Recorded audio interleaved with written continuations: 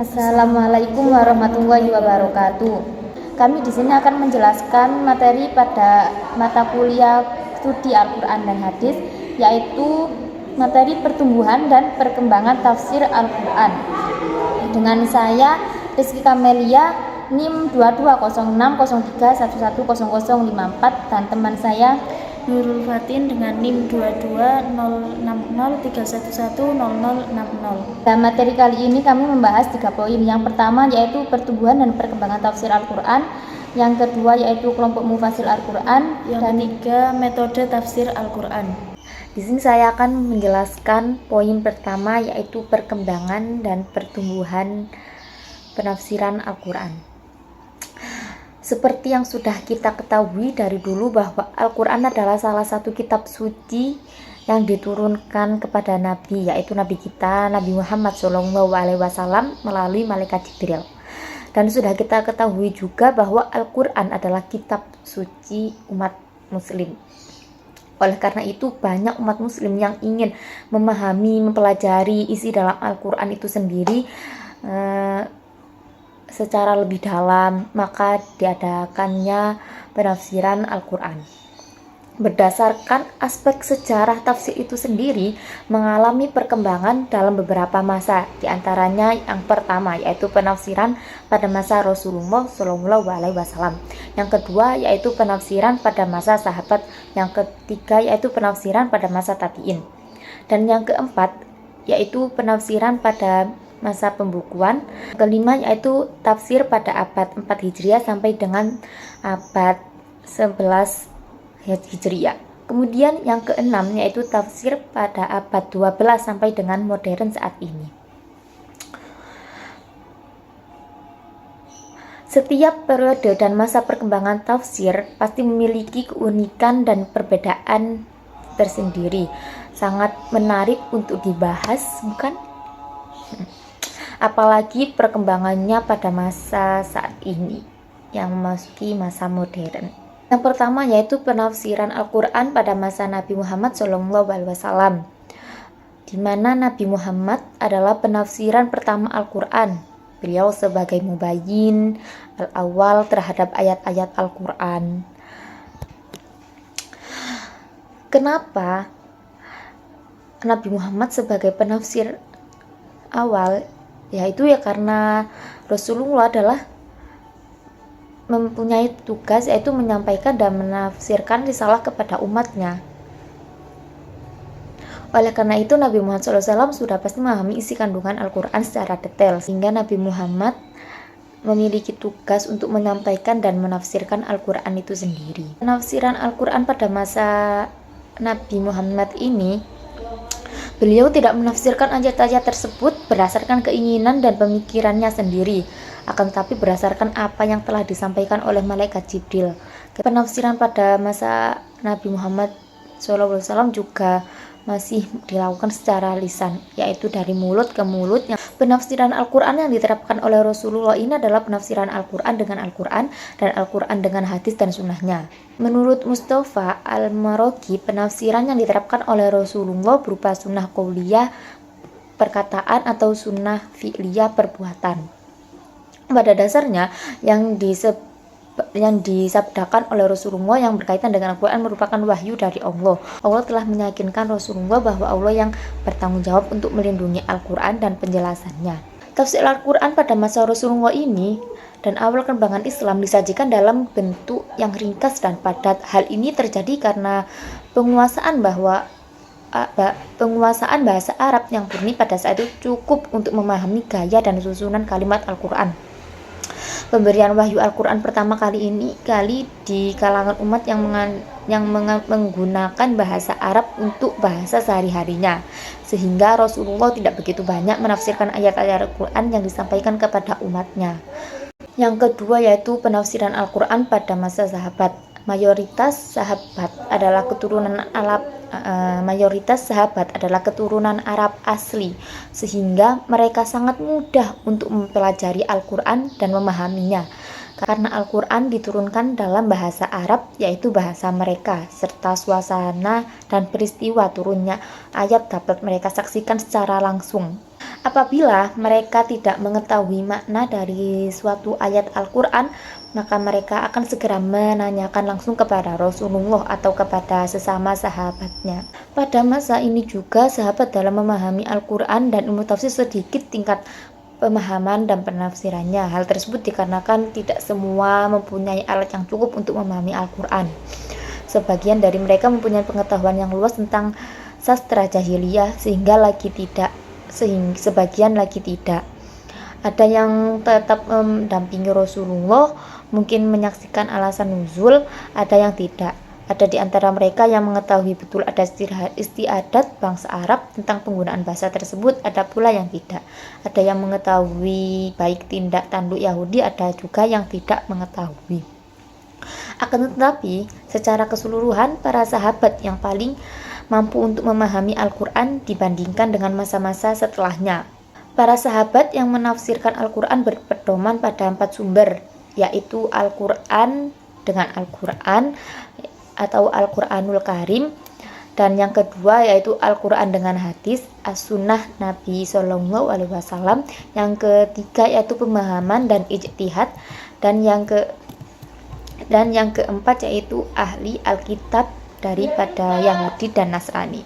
Pedoman pada 4 sumber pokok itu, yang pertama Al-Quranul Karim, yaitu Al-Quran dengan Al-Quran. Sumber tafsir yang utama bagi para sahabat adalah Al-Quran itu sendiri, yaitu pernyataan Al-Quran mempunyai derajat relevansi yang sama dengan pernyataan Al-Quran, nilai yang ditafsirkan. Meskipun demikian, sahabat tetap merasa membutuhkan membahas dan mempertimbangkan beberapa ayat yang sangat dalam.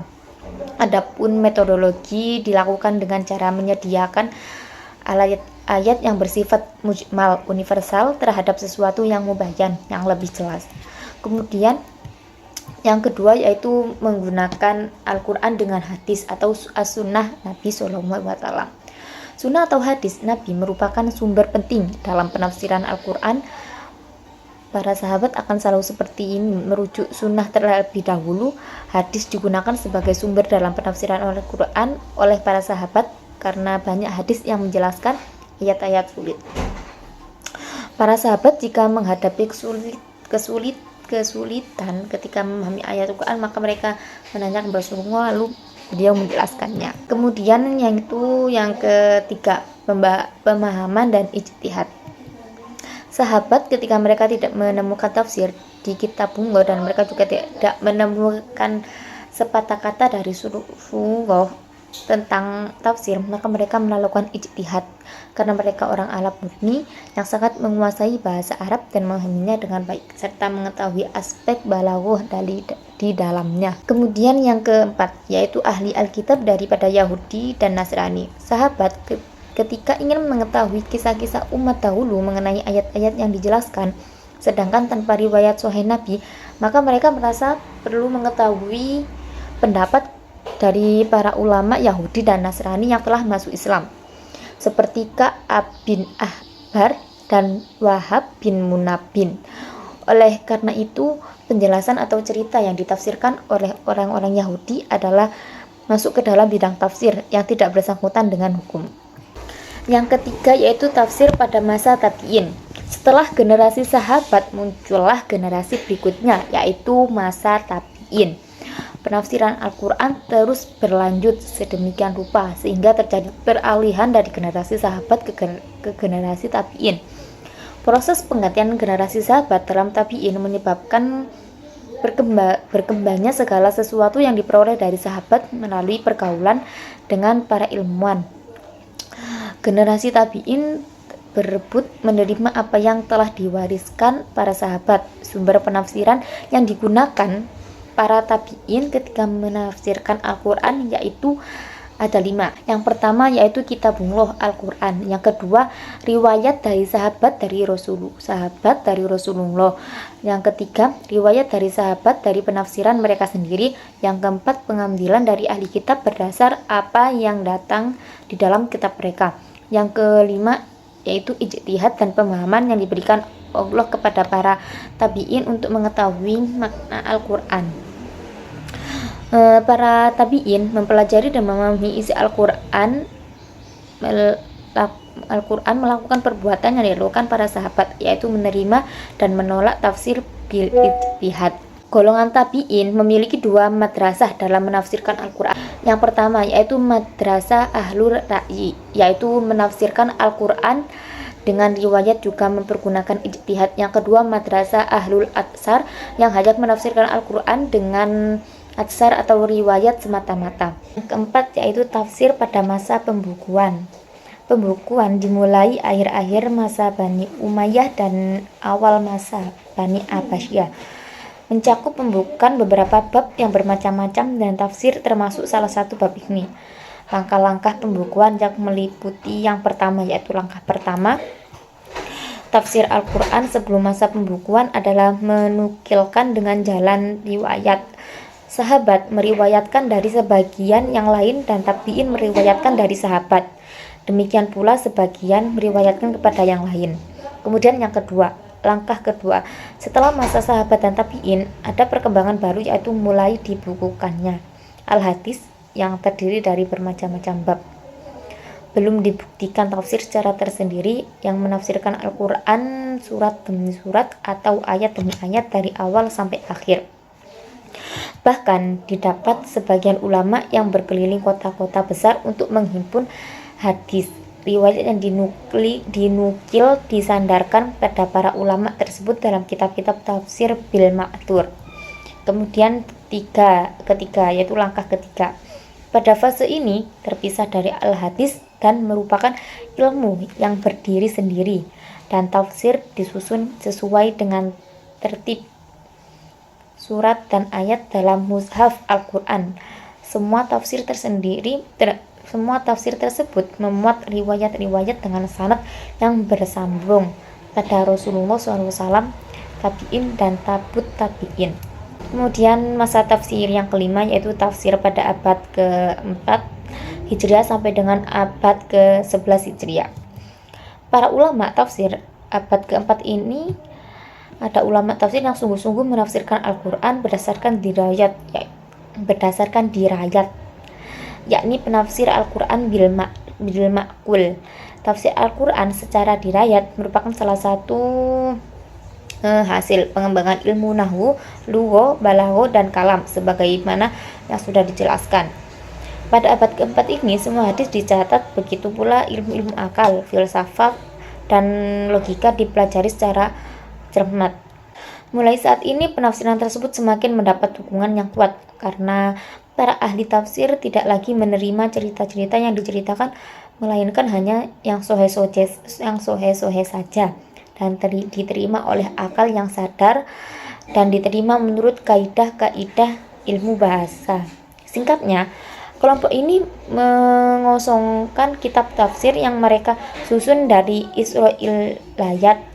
Tafsir dirayat dikembangkan oleh golongan Mu'taziliyah. Al-Jahid An-Nat adalah tokoh yang menafsirkan Al-Quran dengan akal. Kemudian yang keenam yaitu tafsir abad ke-12 sampai dengan sekarang abad modern. Sumber tafsir pada periode ini adalah nakliyah dan ijtihadiyah. Pada periode ini dimulai sejak abad ke-13 Hijriah atau sekitar abad ke-19 hingga sekarang. Penganut agama Islam telah sekian lama ditindas dan dijajah oleh bangsa barat telah mulai bangkit kembali, di mana umat Islam telah merasakan agama mereka dihinakan dan menjadi alat permainan, serta kebudayaan mereka telah dirusak dan dinodai. Selanjutnya, terkenal periode modernisasi Islam yang dilakukan di Mesir oleh Jamal al-Din al-Afghani, Syekh Muhammad Abduh dan Muhammad Abduh dan Muhammad Rashid Ridho berhasil menafsirkan Al-Quran dengan nama kitabnya yaitu Tafsir Al-Quran Al-Hakim atau dikenal dengan sebutan Tafsir Al-Manar. Kesungguhan tafsir ini diakui banyak orang dan memiliki pengaruh yang cukup besar bagi perkembangan tafsir, baik bagi kitab-kitab tafsir yang semasa dengannya dan terutama bagi kitab tafsir yang terbit setelahnya hingga sekarang. Waktu itu bersamaan dengan upaya pembaruan Islam dan gerakan penafsiran Al-Quran di Mesir dan negara-negara lainnya. Para ilmuwan muslim di Indonesia juga melakukan gerakan penerjemahan dan penafsiran Al-Quran ke dalam bahasa Indonesia. Di antaranya yang tergolong ke dalam tafsir yang berkualitas dan monumental adalah Al-Quran dan tafsirnya yang diterbitkan oleh Kementerian Agama Republik Indonesia dan tafsir Al-Azhar karya Prof. Dr. Buya Hamka, awal pertumbuhan dan perkembangan keilmuan agama. Kemudian saya akan menjelaskan poin yang kedua, yaitu kelompok mufasir Al-Quran. Orang yang menafsirkan Al-Quran itu disebut mufasir. Orang yang ingin melakukan penafsiran harus memenuhi syarat-syarat yang disepakati oleh para ulama setelah wafatnya Nabi Muhammad SAW. Seseorang yang akan menjadi seorang mufasir harus mempunyai persyaratan tertentu, baik secara keagamaan maupun secara akademis. Orang yang ingin menjadi mufasir haruslah orang yang sudah dewasa atau baligh dan berakal sehat. Selain harus dewasa dan berakal sehat, mufasir juga harus beragama Islam.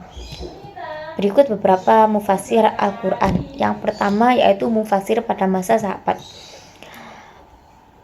Mufasir pada masa sahabat ini terdiri dari Abu Bakar, Umar bin Khattab, Utsman bin Affan, Ali bin Abi Thalib, Abdullah bin Mas'ud, Abdullah bin Abbas, Ubay bin Ka'ab, Zaid bin Thabit, Abu Musa al-Ash'ari, Abdullah bin Zubair.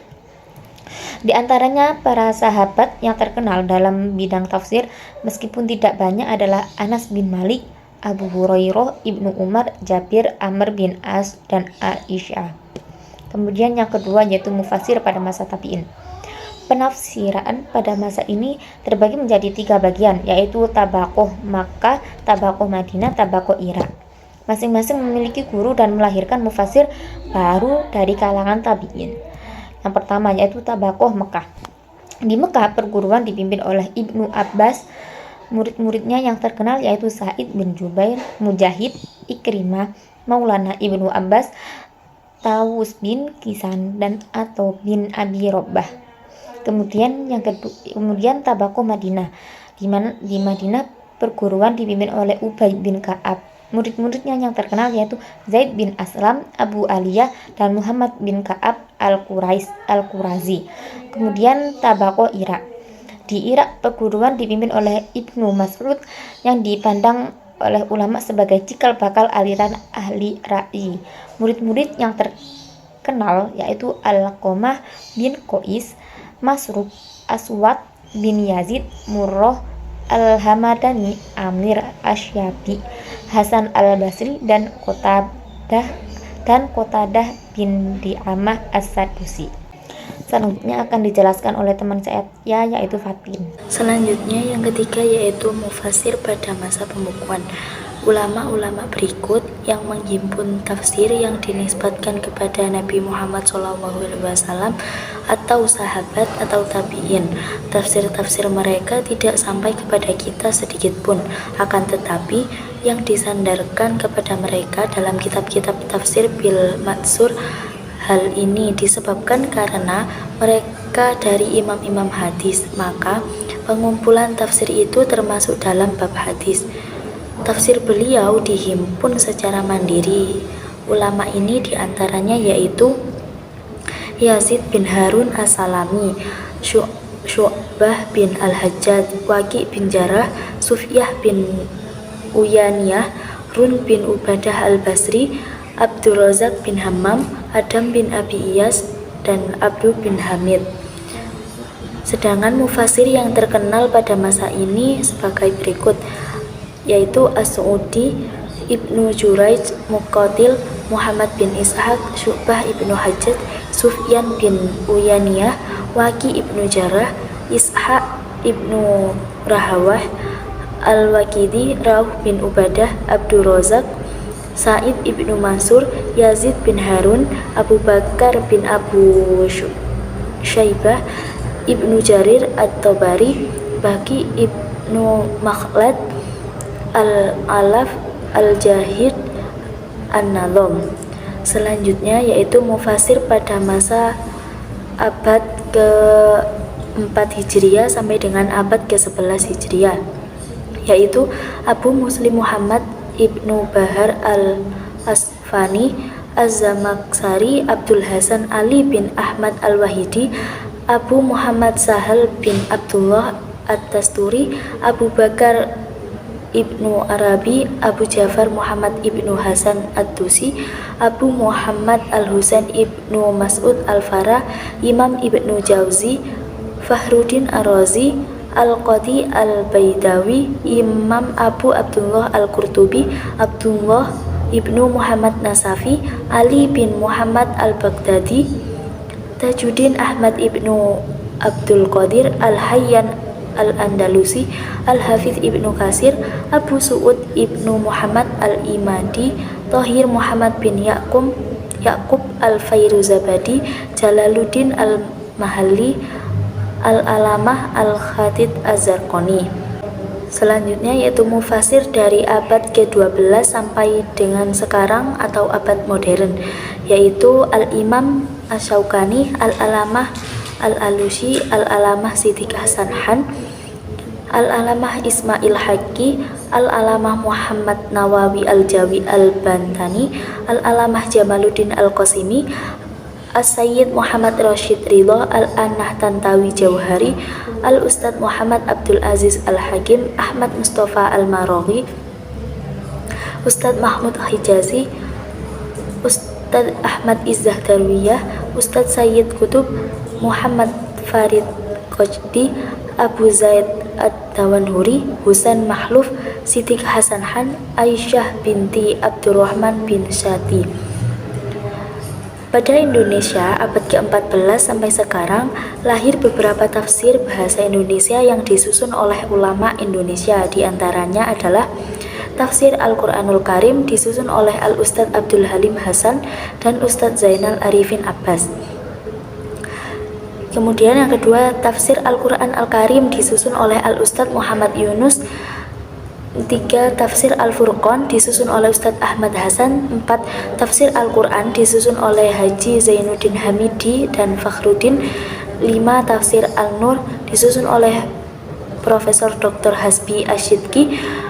Yang ke-6, Tafsir Al-Azhar disusun oleh Profesor Dr. Hamka atau Haji Abdul Malik Karim Amrullah. Dan yang terakhir yaitu Tafsir Departemen Agama. Kemudian yang ketiga, metode tafsir Al-Quran. Metodologi tafsir atau metode tafsir adalah cara untuk mencapai pemahaman yang benar tentang maksud Allah Subhanahu wa Ta'ala dalam Al-Quran, baik yang didasarkan pada pemakaian sumber-sumber penafsirannya, sistem penjelasan tafsiran penjelasannya, keluasan penjelasan tafsirnya, maupun yang didasarkan pada sarana dan sistematika ayat yang ditafsirkan. Akan dijelaskan juga metode penelitian tafsir, yaitu 1. Metode tafsir dari segi sumber. Dari segi sumber sendiri dapat dibagi menjadi 2, yaitu tafsir bil al-maksur atau mangkul. Secara bahasa terdiri dari 2 kata, yaitu tafsir dan maksur. Kata maksur merupakan isim maf'ul yang memiliki arti sesuatu yang disampaikan dari seseorang yang lainnya. Secara istilah berarti penyebutan untuk sesuatu yang diterima hadis, riwayat, dan lain sebagainya. Adapun mangkul secara bahasa berarti sesuatu yang diketahui lewat cara periwayatan atau proses mendengar. Maka dari pengertian tersebut, tafsir bil maksur atau mangkul merupakan tafsir yang berdasarkan riwayat yang sahih. Penafsiran tafsir bil al-maksur dapat berupa Al-Quran, Sunnah, dan perkataan sahabat. Kemudian yang kedua yaitu tafsir bil ar-ra'i atau al-ma'kul. Secara bahasa, kata ar-ra'i merupakan masdar yang di dalam pemakaiannya digunakan untuk penglihatan mata. Selain itu, untuk istilah penglihatan mata juga dapat digunakan terkait dengan keyakinan, pandangan, dan pemikiran. Selain istilah ro'i, tafsir ini juga disebut dengan istilah akli atau nazri. Disebut dengan tafsir akli karena memang di dalam penafsirannya seseorang mufasir sangat mengutamakan akal dan pikirannya, sedangkan dinamakan dengan nazri karena memang tafsir ini merupakan hasil dari penelitian yang mendalam. Singkatnya, tafsir bil ar-ra'yi bisa diartikan dengan penafsiran Al-Quran dengan menggunakan ijtihad, baik menggunakan ilmu yang terkait maupun hanya dengan logika saja. Kemudian yang kedua, metode tafsir dari segi intensif, yaitu terbagi menjadi dua. Satu, ijmail. Secara bahasa, ijtamil berarti ringkasan, ikhtisar, global, dan penjumlahan. Secara istilah, ijmail adalah cara mengemukakan isi kandungan Al-Quran melalui pembahasan yang bersifat umum atau global, tanpa uraian, apalagi pembahasan yang panjang dan luas dan tidak dilakukan secara rinci. Berdasarkan pengertian tersebut, maka cara kerja metode ijmail adalah menjelaskan makna Al-Quran ayat demi ayat sesuai urutan yang ditentukan oleh mushaf. Kemudian dilanjutkan dengan menjelaskan makna keseluruhan ayat tersebut. Hal tersebut agar mudah dipahami oleh pembaca. Kemudian yang kedua yaitu tahlili. Kata tahlili berasal dari kata hala yang berarti membuka sesuatu. Tahlili terdiri dari bentuk masdar dari kata halala yang berarti menganalisis, menganalisa, dan menjelaskan bagian-bagiannya serta fungsinya masing-masing. Oleh karena itu, metode tahlili dapat diartikan sebagai metode yang berupaya untuk menjelaskan makna ayat-ayat Al-Quran dalam berbagai aspek berdasarkan urutan ayat atau surah mushaf dengan memperhatikan isi lafaz munasabah. Selanjutnya yang ketiga yaitu metode tafsir dilihat dari segi langkahnya. Berdasarkan dari segi langkahnya terbagi menjadi tiga, yaitu satu, muqaron. Metode tafsir muqaron adalah penafsiran yang dilakukan dengan cara membandingkan ayat-ayat Al-Quran yang editorialnya berbeda padahal isinya sama, atau dengan membandingkan ayat-ayat dengan editorial yang berbeda. Editorial yang serupa meskipun isinya berbeda. Termasuk juga cara muqaron dalam menafsirkan ayat-ayat Al-Quran yang terkesan bertentangan dengan hadis padahal tidak ada kontradiksinya. Kemudian yang kedua yaitu maudhu'i. Kata maudhu'i berasal dari bahasa Arab maudhu, yaitu isim maf'ul dari fi'il madhi wadho yang berarti meletakkan, melakukan, meniadakan, dan mengimbangi. Arti yang dimaksud dengan maudhu'i di sini adalah judul atau pokok bahasan atau bidang yang dibicarakan. Jadi, tafsir maudhu'i berarti penafsiran ayat-ayat Al-Quran yang berkaitan dengan suatu judul atau topik atau bidang pembahasan tertentu. Yang ketiga yaitu tertib aswar. Berbeda dengan maudhu'i dan muqaron, aswar merupakan langkah penafsiran Al-Quran sesuai urutan yang tercantum dalam mushaf Al-Quran. Dalam hal ini, mushaf Utsmani dengan ras Utsmani penafsirannya diawali dengan awal kata Al-Fatihah dan diakhiri dengan kata akhir An-Nas.